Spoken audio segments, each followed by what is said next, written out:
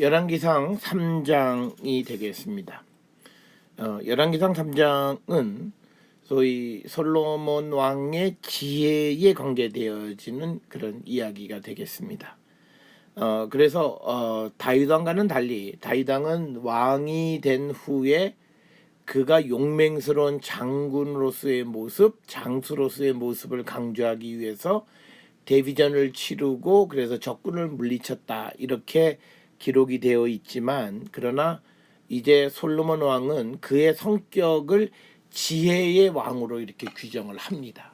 그래서 솔로몬이 그 지혜를 하나님께로부터 받고, 그리고 그 하나님의 지혜가 그에게 임하게 되어져서 그가 현명한 재판을 하게 됐다라고 하는 것이 이 3장에 나타나는 그런 이야기가 되겠고, 그래서 우리가 이 열왕기상 3장은 3장 1절부터 15절까지는 솔로몬이 기브온 산당에서 여호와께 지혜를 구하는 이야기로 기록이 되어 있고, 그 다음에 3장 16절부터 28절에서는 소위 솔로몬의 재판으로 널리 알려진 내용이 기록되어 있는데, 여기서 하나님이 주시는 지혜의 위대함을 보여주는 것이 이 솔로몬의 재판 이야기가 되겠습니다. 따라서 열왕기상은 3장 1절부터 15절과 그 다음에 3장 16절부터 28절 두 부분으로 나눌 수 있다라고 하는 겁니다. 자, 먼저 이제 열왕기상 3장 1절부터 15절까지 이건 역대하 1장 3절부터 12절에도 기록이 되어 있습니다. 그래서 이거는 솔로몬이 여호와께 지혜를 구하는 이야기로 기록이 되어져 있습니다. 그리고 특별히 3장 1절부터 4절에서는 솔로몬이 왜 기브온에 가서 제사를 드렸는가라고 하는 그 이유를 설명하고 있습니다. 자, 이제 솔로몬이 기브온에 가서 제사를 드릴 그때의 상황을 설명하는데, 그것은 솔로몬이 애굽의 왕 바로와 더불어 혼인관계를 맺어 그의 딸을 맞이하고 다윗성에 데려다가 두고 자기 왕궁과 여호와 성전과 예루살렘 주위의 성의 공사가 끝나기를 기다렸다, 이렇게 기록을 하고 있습니다. 여기서 이제 우리가 몇 가지 상황을 우리가 볼 수 있는데, 첫째는 솔로몬이 바로 애굽과 혼인 관계를 맺었다. 그다음에 두 번째는 그 아내를 다윗성에 데려왔다. 그리고 이때는 아직 공사, 즉 왕궁과 성전과 주위의 성의 공사가 끝나기 전의 일이다라고 하는 겁니다. 특별히 왜 솔로몬이 애굽의 공주와 결혼을 했을까? 우리가 성경에서 잘 그 대답을 알기가 어렵습니다만 우리가 힌트가 하나 있습니다. 그것은 우리가 열왕기상 이 9장 16절에 보게 되면 거기에 게세를 이집트 사람들이 점령하였다가 솔로몬과 결혼 시 바로의 딸에게 예물로 주어 솔로몬이 이 게세를 건축했다. 이 말은 뭐냐면 그 애굽의 이집트 군대가 예루살렘 턱 밑인 게셀까지 진출했다라고 하는 겁니다. 그러니까 이제 새로 왕이 된 그 솔로몬이 이집트의 위험을 받게 되니까 이것을 해소하기 위해서 결혼 동맹을 맺습니다. 이거는 정략 결혼입니다. 사실 이때 솔로몬이 아버지 다윗처럼 하나님께 여쭤야 돼요. 어떻게 해야 되느냐? 그런데 그가 쉬운 방법. 그래서 이것이 결국은 이 국제 결혼이 이방 종교 유입의 통로가 됩니다. 그래서 나중에 솔로몬이 다른 또 여인들과 결혼하는 것도 전부 다 이런 정략 결혼을 통해서 어떤 관계를 유지하려고 하는 그런 그 방법에 의해서 이렇게 그 정략 결혼을 하게 됐다. 그래서 이제 이 그 애굽의 공주가 다윗성에 들어오게 되면 외국 왕비는 자신이 섬기던 신을 그대로 가져와 숭배하게 됐고, 그래서 이스라엘은 종교적 타락의 통로가 되었다라고 하는 겁니다. 이 사실을 우리가 꼭 기억을 하셔야 되고, 그래서 솔로몬이 이것은 나중에 큰 그에게 부담으로 작용하게 되어진다라고 하는 겁니다. 자, 그러면서 이 솔로몬이 성전을 왕궁과 여호와의 성전과 예루살렘 주변의 성의 공사가 끝나지 않은 때다라고 하는 거죠. 우리가 열왕기상 6장 1절에 보게 되면 솔로몬이 성전을 건축한 게 즉위 4년입니다. 그러니까 즉위 4년에 성전 건축을 해요. 그래서 성전 건축을 7년 하기 때문에 11년에 성전을 완공을 합니다. 그 다음에 13년 동안 해서 이제 왕궁을 완공을 합니다. 이것이 연년이 이어졌는지는 우리가 정확하게 알 수가 없지만 여기다가 그러면 24년이죠. 솔로몬 즉위. 그러니까 지금 여기에서 보게 되면 솔로몬은 성전 건축하기 전, 그러니까 성전 건축은 시작했는데 완성되기 전이라면 통치 11년 전에 이 애굽의 공주와 결혼을 했다는 얘기죠. 그다음에 왕궁 전이라고 하면 아주 후된 시대, 통치 24년, 그의 통치가 40년이고 후반기다. 그렇지만 정확하게 알기는 어렵다라고 하는 것, 그걸 우리가 기억을 해 주셔야 되겠다라고 하는 겁니다. 자, 그래서 이제 다윗성에 머물렀는데 우리가 이 다윗성에 머무는 것을 한번 보셔야 됩니다. 자, 우리가 보게 되면 이 부분이 다윗성이죠. 여기가 다윗성입니다. 그 다음에 이제 나중에 솔로몬이 여기다가 성전과 그 다음에 뒤에 왕궁을 건설합니다. 근데 지금 애굽의 공주를 이 다윗성에 데려왔다라고 하는 거죠. 여기에 머무르고 있다라고 하는 겁니다. 이 다윗성에는 이 당시에는 지금 뭐가 있냐면요, 우리가 이제 법궤가 있죠. 법궤는 다윗이 이 다윗성에 들여다놓은 거죠. 아직 성전을 건축하지 않아서 성전을 건축한 다음에 다윗성에서 다시 성전으로 이제 이주하는 게 이게 솔로몬 때죠. 그래서 지금 이 다윗성 여기에 머무르고 있다라고 하는 거고요. 우리가 그 다윗성은 지금 요 부분입니다. 그리고 이것을 후대에 이제 성전산이라고 하는 이 뒤쪽으로 솔로몬이 확장을 해서 여기에 앞에 성전을 건축하고 그 다음에 뒤쪽에 여기다가 왕궁을 건축하는 거죠. 그래서 그것이 건축이 될 때까지 다윗성에 머무르고 있었다라고 하는 것이 지금 1절에 그 상황을 설명하는 것이 되겠습니다. 자, 여기서 보게 되면 이 부분이 되겠습니다. 이게 그 다윗성이 이 부분입니다.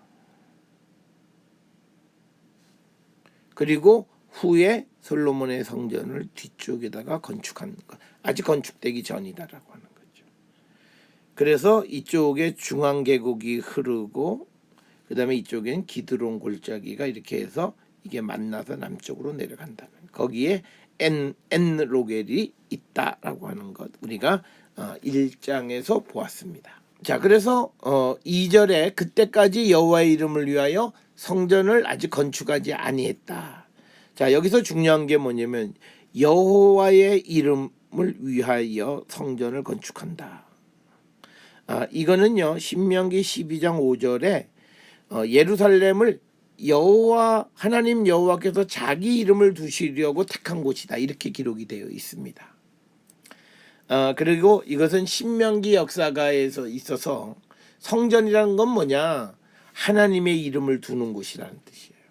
그래서 지금 이 3장 2절에도 여호와의 이름을 두기 위한 성전을 건축하기 전이다라고 얘기하는 거고, 그래서 백성은 어디서? 산당에서 제사를 드렸다라고 하는 거예요. 이 산당은 히브리어로는 바모트라고 하는 겁니다. 영어로는 하이 플레이스, 높은 곳이란 뜻이에요.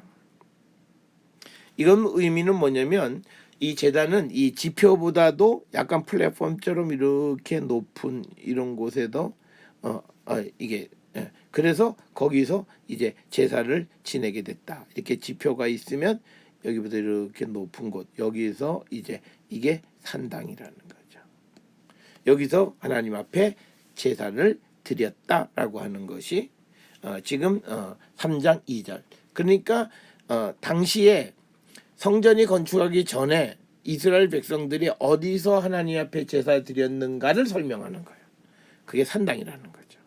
자, 그래서 그게 연장선상으로 이제 가는 건데, 이제 이 다윗 솔로몬에 대해서 여호와를 사랑하고, 그다음에 또 하나는 아버지 다윗의 법도를 행하고, 그런데 문제는 산당에서 제사하고 분향하였다라고 하는 겁니다.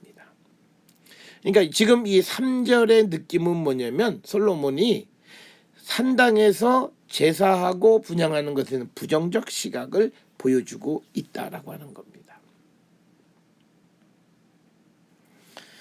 여기서 솔로몬이 여호와를 사랑하다라고 하는 거예요. 이 사랑하다라고 하는 말은 아랫사람이 윗사람에게 사용할 때는요, 이 뜻이 뭐냐면 복종하다예요. 그러니까 솔로몬이 여호와에게 복종해서, 그리고 그 아버지 다윗의 법도란 표현이에요. 그러니까 다윗의 법도라고 하는 것은 뭐냐면 다윗은 모범적인 왕이에요. 그래서 다윗의 법도라고 하는 뜻이 다윗이 가르쳐준 그런 것보다 옳은 바른 법도를 행했다라고 하는 겁니다. 예. 그리고 이 대부분은 우리가 여호와의 법도라고 하는 말을 많이 쓰는데, 여기서는 다윗의 법도, 즉 다윗이 모범적이고 이상적이기 때문에 옳은 바른 법도를 그가 행했으나, 그렇지만 산당에서 제사하고 분향하는 것은 그에게 있어서 지금 문제다라고 하는 그런 개념으로 설명을 하고 있고요. 우리가 또 하나 문제는 이 제사가 왜 산당에서 제사를 하는가? 지금 왜 그러냐면 열왕기상 3장 5절에 나중에 이 기브온 제사를 마치고 난 다음에 그가 솔로몬이 언약궤 앞에서 제사를 드렸다 이렇게 기록이 돼 있어요. 그래서 우리가 이 산당에서 제사 지냈다라고 하는 것은 성막이란 개념으로 이해한다. 이를 이해해야 된다고 주장하는 사람도 있어요. 그러니까 여기서 산당은 앞에서 말씀드린 것처럼 평지보다 조금 높은 곳, 이거. 그러니까 성막, 그러니까 법궤 앞에 조금 높은 곳, 산당, 하이 플레이스, 거기서 제사하고 분향했다. 이런 개념으로 이해할 수 있다라고 하는 겁니다. 그런데 4절에 이에 왕이 제사로 기브온으로 가니, 기브온으로 가는 거예요. 거기에는 산당이 큼이라. 솔로몬이 그 제단에서 1천 번제를 드렸다. 여기서 이제 중요한 것은요, 왜 또 기브온 갔냐? 그 이유는 그곳의 산당이 컸기 때문이다라고 하는 거죠. 기브온은, 자, 지금 여기서 지도 보시면 예루살렘이 여기입니다. 그리고 기브온은 여기 부분입니다. 그래서 요 사이의 거리가 한 9km 정도 돼요. 그러니까 9km 정도 되면은 20리 좀 더 되는 거리죠. 그러니까 만약에 1000번제를 1000일 동안 드린 번제로 이해하면요, 1000일 동안 매일 왔다 갔다 해요. 그런 말은 아니에요. 자, 그러면 여기서 얘기하는 1000번제라고 하는 말은 뭐냐? 시브리어에서 1000이라고 하는 말의 의미는요, 큰 번제를 드렸다는 뜻이에요. 시브리어의 엘레프라고 하는 말, 이 시브리어의 여기 보면 엘레프라고 하는 이 단어가 단지 숫자의 1000을 얘기할 수도 있지만 큰 제사를 지냈다 이런 의미예요. 그래서 기브온에 가서 큰 제사 지내다가 꿈에 하나님께서 솔로몬에게 말씀하시, 그렇게 이해를 해. 매일 1000일 동안 왕복으로 왔다 갔다 했다는 건 고대 사회에서는 매우 힘든 일이고 1000일을 하루도 빠지지 않고 지킨다는 게 쉽지 않은 거예요. 그래서 여기서 1000번제는 큰 제사라는 개념으로 이해해야 한다라고 하는 겁니다. 자, 그다음에 이제 그 기브온에서 밤에 여호와께서 솔로몬에게 나타나시니라. 하나님이 이르시되 내가 너에게 무엇을 줄고 너는 구하라, 이렇게 돼 있어요. 그러니까 하나님이 말씀하시게 슈엘 나에게 구하라, 슈알. 그다음에 마 에텐 락 너에게 무엇을 줄까 구하라, 이 얘기죠. 우리가 이 그 고대 성경에도 그렇고 지혜 문학에서 꿈에서 천사나 환상 속에서 대화하는 모티브가 많이 등장해요. 여기서도 지금 대화하는 거죠. 그래서 그가 꿈에 하나님이 나타나서 너에게 무엇을 줄고 구하라라고 하는 그 말씀을 이제 듣고 구하는 것이 등장하는데, 당시 꿈은요 적어도 한 두 가지 기능을 해요. 하나는 하나님이 자기 뜻을 계시하시는 하나의 수단, 그 다음에 또 하나는 사람과 하나님이 만나는 통로로 이해되어졌다라고 하는 겁니다. 그래서 꿈에서 하나님이 솔로몬에게 말씀하시는 이야기가 되겠습니다. 그래서 4절에 솔로몬이 이르되 주의 종 내 아버지 다윗이 성실과 공의와 정직한 마음으로 주와 함께 주 앞에서 행함으로 주께서 그에게 큰 은혜를 베푸셨고 주께서 또 그를 위하여 큰 은혜를 항상 주사 오늘과 같이 그의 자리에 앉을 아들을 그에게 주셨다. 그러니까 여기서 우리가 중요한 것은 첫째는요, 왕은 하나님이 주시는 거예요. 하나님이 선택해서 주시는 거예요. 그리고 이제 또 그 다음에 두 번째, 후손도 하나님이 주시는 거예요. 이걸 강조하고 있어요. 그렇기 때문에 지금 솔로몬이 6절에서 얘기하는 것은 하나님의 은혜로 되어진 것이다. 그래서 반복으로 말씀하는 단어가 큰 은혜, 또 이 큰 은혜를 항상이라고 하는 이 은혜라고 하는 단어가 반복적으로 사용되어졌다라고 하는 겁니다. 은혜는 우리가 잘 알다시피 헤세드, 헤세드, 시브리어 명사의 헤세드는 은혜 또는 사랑 이런 거죠. 은혜, 여기서는 은혜로 번역을 한 겁니다. 그래서 솔로몬은 다윗이 왕위를 자기에게 잘 물려준 것도 하나님의 은혜고, 하나님이 선택한 왕, 그래서 왕은 하나님의 선택이라는 개념을 강조하고 있다라고 하는 겁니다. 자, 그래서 7절에서 나의 하나님 여호와여 주께서 종의 아버지 다윗을 대신해 왕이 되게 하셨사오나 종은 아직 출입을 할 줄 알지 못하고, 여기서 출입을 알지 못한다라고 하는 사리 분별을 출입을 알지 못하고는 자초지정을 알지 못한다. 즉 리더십, 뭐가 적군이고 뭐가 아군이고 뭐가 여당이고 뭐가 야당인 줄 알지 못한다는 거예요. 그런데 하나님께서 자신을 왕이 되게 하셨다라고 하는 겁니다. 그래서 여기서 중요한 건 뭐냐면요, 왕은 하나님이 지명하신다라고 하는 거예요. 왕의 지명은 하나님이에요. 그러니까 아도니아는 왕을 스스로 되려고 했기 때문에 문제가 된 거죠. 자, 그래서 우리가 잘 아는 것처럼 아도니아가 뭐라 고백을 하냐면, 원래 이 자리는 내 거였는데 하나님께서 내 동생 솔로몬에게 준 그 자리, 이렇게 얘기하는 거죠. 그래서 왕을 세우는 권한은 하나님께 있다. 그리고 하나님은 자격을 갖춰준 사람을 쓰는 게 아니다라는 거예요. 부족하고 출입할 줄을 모르는 자를 왕으로 들어 쓰셨다라고 하는 거예요. 왜냐하면 하나님이 리더십이나 지혜를 주시면 되기 때문에. 자, 그래서 8절에 주께서 택하신 백성 가운데 있나이다. 그들은 큰 백성이라 수요가 많아서 셀 수도 없고 기록할 수도 없사오니. 그러니까 여기서 강조는 뭐냐면 하나님이 주신 건 좋은 거예요.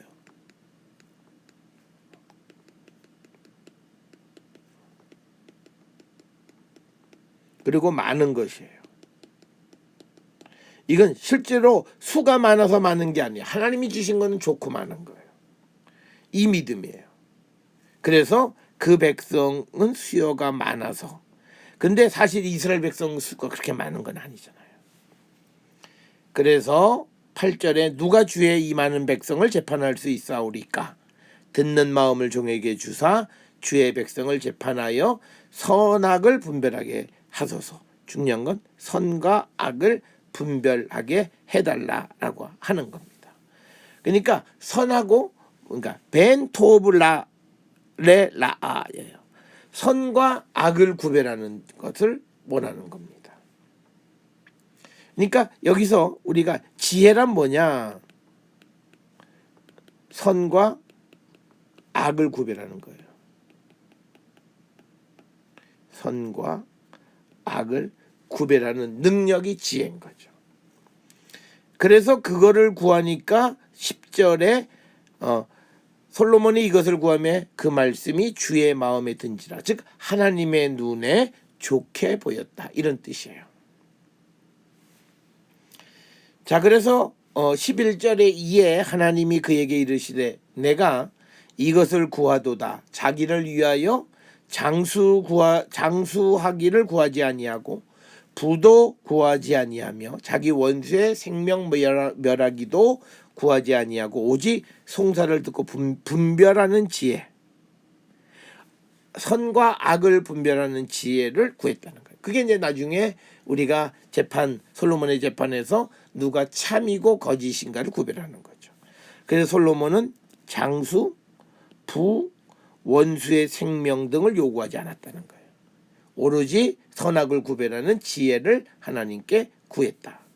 그래서 12절에 내가 너의 말대로 너에게 지혜롭고 총명한 마음을 주노니 내 앞에도 너와 같은 자가 없거니와 내 뒤에도 너와 같은 자가 일어남이 없으리라.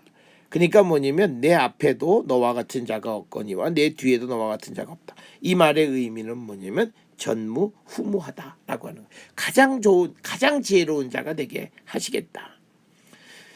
그다음에 이제 레버 하함벤 나본이라고 하는 지혜롭고 총명한 마음, 이렇게 번역이 되어 있는데요. 이 말은 뭐냐면 강조예요. 그러니까 그 지혜인데 뭐냐면 분별하는 지혜. 나본이란 말의 의미가 분별력을 얘기하는 거죠. 그러니까 지금 지혜는 뭐냐면 분별하는 지혜로운 마음을 주신다라고 하는 그런 의미로 해석할 수 있다. 자, 그래서 13절에 내가 또 너가 구하지 아니한 부귀와 영광도 너에게 주노니 내 평생의 왕들 중에 너와 같은 자가 없을 것이다. 즉 전무후무하다. 부귀와 영광 둘로 되어 있지만 이것도 역시 명사를 반복하면서 꽤 많은 불안 뜻으로 강조의 의미로 우리 이해할 수 있고, 이 말은 앞에서 우리가 보았던 것처럼 지혜롭고 총명한 마음에는 분별할 수 있는 지혜의 마음을 주신다, 이런 것과 같이 강조적 용법이 되겠습니다. 강조적 용법이라고 하는 것은 명사 플러스 명사가 이게 강조입니다. 나운 플러스 나운, 명사 플러스 명사가 강조다라고 하는 거죠. 자, 그 다음에 14절에 내가 만일 너의 아버지 다윗이 행한 것 같이 내 길로 행하며 내 법도와 명령을 지키면 내가 또 너의 날을 길게 하리라. 그래서 14절에서 얘기하는 건 뭐냐면 다윗처럼, 그 다음에 하나님의 길, 하나님의 법도와 명령을 지키면 장수를 주시겠다. 그러니까 여기서 길, 법도, 명령을 지키는, 길로 가고 법도와 명령을 지키는 거죠. 그러면 하나님께서 장수를 주시겠다. 이게 14절의 말씀. 그래서 우리가 장수의 비법은 뭐냐? 하나님의 길로 가고 하나님의 법도와 명령을 지키는 삶을 사는 것이다. 이렇게 설명을 할 수가 있습니다. 그래서 이제 15절에 솔로몬이 깨어보니 꿈이었더라. 그래서 그가 다시 예루살렘에 이르러 여호와의 언약궤 앞에 서서 번제와 감사의 제물을 드리고 모든 신하들을 위하여 잔치하였더라. 이렇게 돼요. 그러니까 우리가 여기서 알 수 없는 것은 뭐냐면 솔로몬이 그 며칠을 거기서 묵었는지 이거는 우리가 알 수 없어요. 솔로몬이 이제 기브원에 있었대. 이게 하루를 지났는지 기브원 체류를 정확하게 우리가 알 수가 없다라고 하는 거죠. 그런데 15절에서는 예루살렘에 와서 이제 여호와의 언약궤 앞에, 즉 여호와의 언약궤가 다윗성에 있는데 거기에서 번제 감사의 제물을 드리고 모든 신하들을 위하여 잔치를 베풀었다. 이렇게 기록을 하고 있습니다. 그래서 이 열왕기상 3장 4절로부터 15절은 이스라엘 전통에서 솔로몬이 지혜의 왕으로 칭송을 받게 되는 결정적 계기가 된 내용을 기록하고 있습니다. 그리고 또 구약 성경에서 많은 그런 지혜 문학들, 잠언이나 전도서나 아가서, 이 모든 것들이 솔로몬이 지은 것으로 이렇게 기록이 되어 있다라고 하는 겁니다. 자, 이제 3장 16절에서 28절은 솔로몬의 재판에 대해서 기록하고 있습니다. 즉 1절부터 3장 1절부터 15절까지는 솔로몬이 지혜로운 왕이라고 하는 것을 이야기했어요. 그러면 이제 16절부터 28절까지는 그가 얼마나 지혜로운가를 실질적으로 보여주는 사건이 지금 이제 기록되어 있는 솔로몬의 재판 이야기다라고 하는 겁니다. 우리가 기본적으로 고대 이스라엘에서 재판은 증거주의를 채택하고 있습니다. 그래서 증거를 따라서 재판하고, 그다음에 증인은 2명이 있어야 됩니다. 그러나 지금 이 사건 같은 경우 지금 이제 다룰 3장 16절부터 28절은 증인이 없기 때문에 솔로몬의 지적인 능력에 의해서 옳고 그름을 판별하게 됐다. 그런데 그런 지혜를 하나님이 주신 거다라고 하는 것이 이것을 기록한 목적이 되겠습니다. 자, 16절, 그때에 창기 2 여자가 왕에게 와서 그 앞에 서며, 이렇게 기록이 되어 있습니다.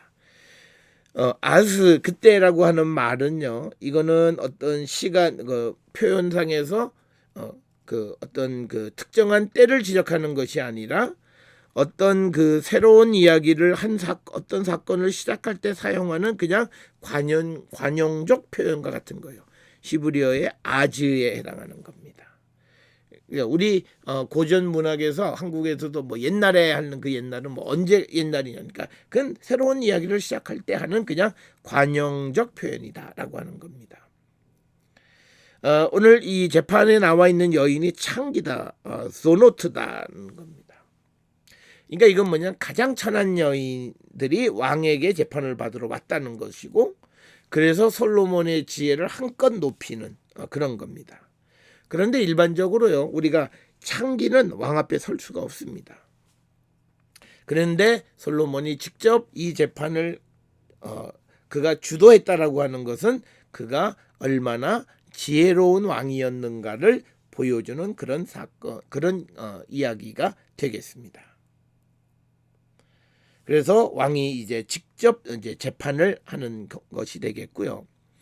우리가 성경을 통해서 보면 이스라엘에서 재판관이 될 수 있는 자격이 있는 사람들이 돼요. 재판관.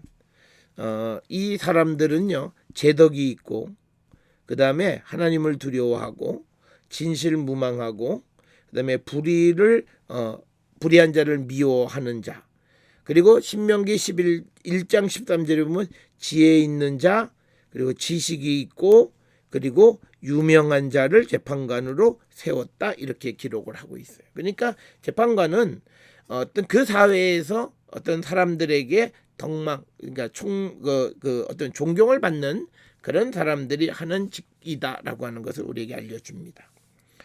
자, 그래서 이제 한 여자가 말하되 내 주여, 나와 이 여자가 한 집에서 사는데 내가 그와 함께 집에 있으며 해산하였더니, 그러니까 한 집에서 아이를 해산했다는 거죠. 18절에 내가 해산한 지 사흘 만에 이 여자도 해산하고, 그리고 우리가 함께 있었고 우리 둘 외에는 집에 다른 사람이 없었다. 그러니까 증인이 없었다는 사실이죠. 그러니까 그런데 밤에 저 여자가 그 아들 위에 누움으로 그의 아들이 죽었다는 거죠. 사건이 발생한 거죠. 어머니가 아이를 질식사시킨 거죠. 그런데 20절에 그가 밤중에 일어나 이 여종 내가 잠든 사이에 내 아들을 내 곁에서 가져다가 자기 품에 누이고 자기의 죽은 아들을 내 품에 누였나이다. 즉 뭐냐면 바꿔치기 했다라고 하는 거죠. 그러니까 21절에 아침에 내가 내 아들을 젖먹이려고 일어나 본즉 죽었기로 내가 아침에 자세히 보니 내가 낳은 아들이 아니더이다 하매. 그러니까 여기서 에트본넨, 그러니까 히트본넨, 아주 자세히 조사하는 겁니다. 다른 여자는 이르되 아니라 산 것은 내 아들이요 죽은 것은 너의 아들이라 하고, 이 여자는 이르되 아니라 죽은 것은 너의 아들이요 산 것이 내 아들이라 하며 왕 앞에서 그와 같이 서로 다퉜다, 쟁론했다라고 하는. 그러니까 오늘날 같으면 DNA 검사하면 딱 금방 끝나는 거죠. 그렇지만 그 당시에는 이제 아주 굉장히 어려운 상황이죠. 그러니까 이제 솔로몬이 지혜를 발휘하는 겁니다. 왕이 이르되 이 여자는 말하기를 산 것은 내 아들이요 죽은 것은 너의 아들이라 하고, 저 여자는 말하기를 아니라 죽은 것이 너의 아들이요 산 것이 내 아들이라 하는도다. 서로 팽팽하게 주장을 굽히지 않는 거죠. 그러니까 24절의 해법입니다. 이르되 칼을 내게로 가져오라 하니 칼을 왕 앞으로 가져온지라. 왕이 이르되 산 아이를 둘로 나누어 반은 이 여자에게 주고 반은 저 여자에게 주라, 이렇게 판결을 합니다. 그랬더니 산 아들의 어머니 되는 여자가 그 아들을 위하여 마음이 불붙는 것 같아서 왕께 아뢰어 청하되 내 주여 산 아이를 그에게 주시고 아무쪼록 죽이지 마옵소서 하되, 다른 여자는 말하기를 내 것도 되지 말고 너의 것도 되게 말고 나누게 하소서 하는지라. 그러니까 엄마는 그 아이를 살리려 하고, 그리고 엄마가 아닌 여자는 그냥 못 먹는 감 찔러나 보는 듯한 그런 입장을 취하는 겁니다. 그래서 이 왕이 대답하여 이르되 한 아이를 저 여자에게 주고 결코 죽이지 말라.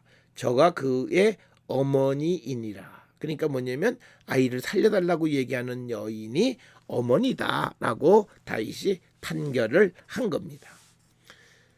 자, 그래서 28절에 온 이스라엘이 왕이 심리하여 판결함을 듣고 왕을 두려워하였으니 이는 하나님의 지혜가 그 속에 있어 판결함을 봄이더라. 그러니까 이제 우리가 열왕기상 3장을 통해서 보면 3장 1절부터 15절까지는 하나님이 지혜 주심이죠, 솔로몬에게. 그 다음에 3장 16절부터 28절까지는 하나님의 지혜가 솔로몬에게 있음을 입증한 거죠. 보여준 겁니다. 그래서 백성들이 솔로몬을 두려워했다. 왜냐하면 하나님의 지혜가 그 속에 있었기 때문이다. 그래서 오늘 이 열왕기상 3장의 이야기는 짧은 스토리는 이스라엘 왕에게 가장 필요한 것은 하나님의 지혜이고, 그리고 하나님의 지혜가 얼마나 현명한가라고 하는 것을 보여주는 것이 바로 열왕기상 3장의 이야기가 되겠습니다. 그래서 솔로몬이 지혜의 왕임을 보여주는 것이 열왕기상 3장의 내용이 되겠습니다.